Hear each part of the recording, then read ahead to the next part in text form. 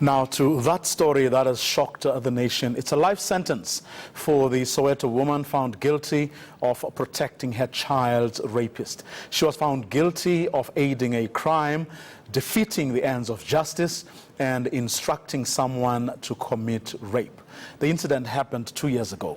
I'm now joined by Duduzile Skhosana from the Save the Children South Africa. Good evening, Duduzile. Thanks very much for joining us. Now, she didn't just look away, isn't it?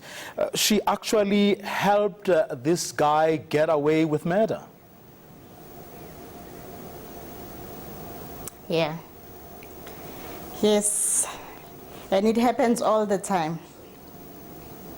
How often do you have figures, or just from the amount of work that you've done in this area, how widespread is this phenomenon?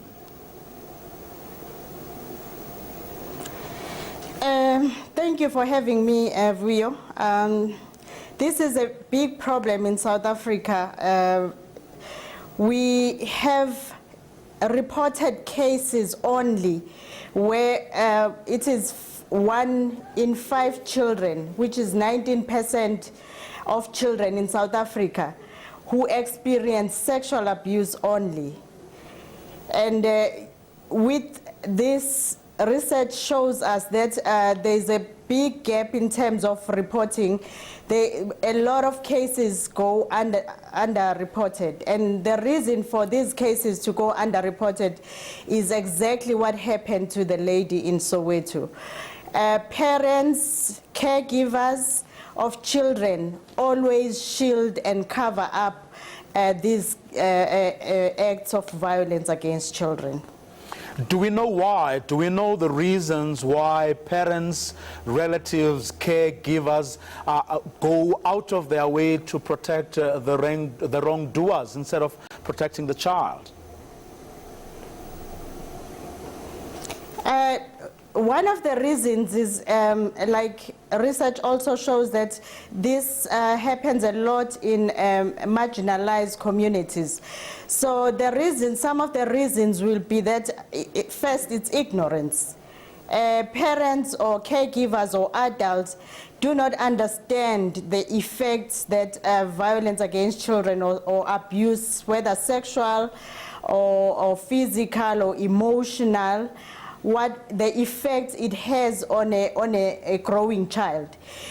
Most of the challenges that we see happening in our country, for instance, where we see children becoming unruly, we see a lot of mental cases where children, like at teenage stages, commit suicide, they hurt themselves, where we see a lot of cases of drug abuse, alcohol abuse. Most of this are the effects of violence that happened, or where the effects of children being exposed to violence when they were growing up. So in marginalized communities, most perpetrators are the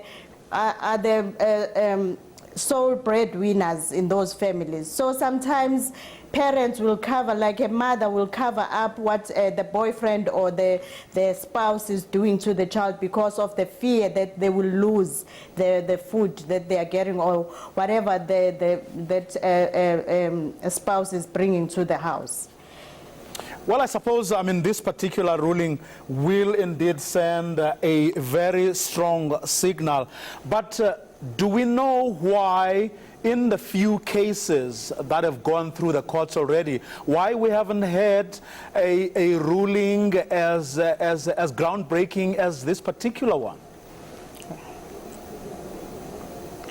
I guess because of, first of all, South Africa is a pathfinder country. It has been identified as one of the pathfinder countries that are leading the fight or the end of violence against children globally.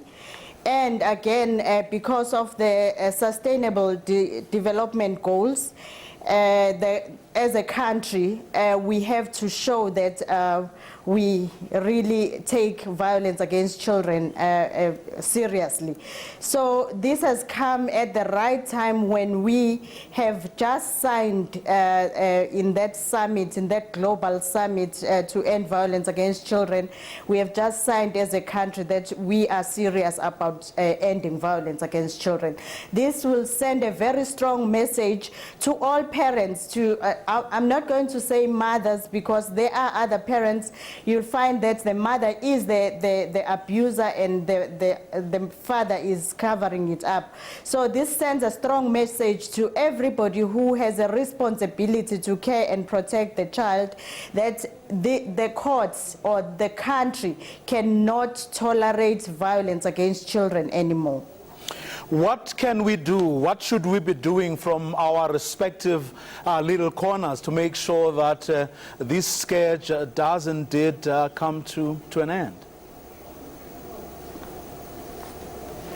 I think what needs to happen is the status quo has to change. At the present moment, South Africa as a country, if I may give this information out, spends over 126 billion rand on criminal justice system.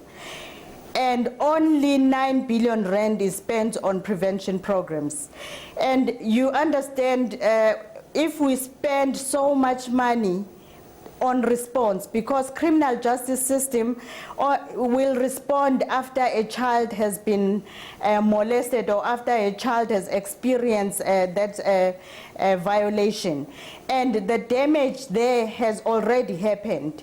What needs to happen is we need to invest more on prevention programs, and organizations like us, Save the Children, a lot of other organizations in the country, civil society organizations, we have programs that we are running on prevention of violence against children, or on parenting, for instance. Parenting, positive parenting is what is missing in our country. We grew up being brought up in a violent way, and if we want to break the cycle of violence, we need to bring up our children in a more positive and loving way. But because we were also brought up in that tradition that a child only hears when he or she is punished or when pain is inflicted on them, then we as parents today do not know how to bring up our children in a positive way. So we advocate for government, donors, like institutions like research institutes to invest more in gathering information on evidence-based prevention programs in the country. And we need to scale those programs up once we identify them as working or effective programs.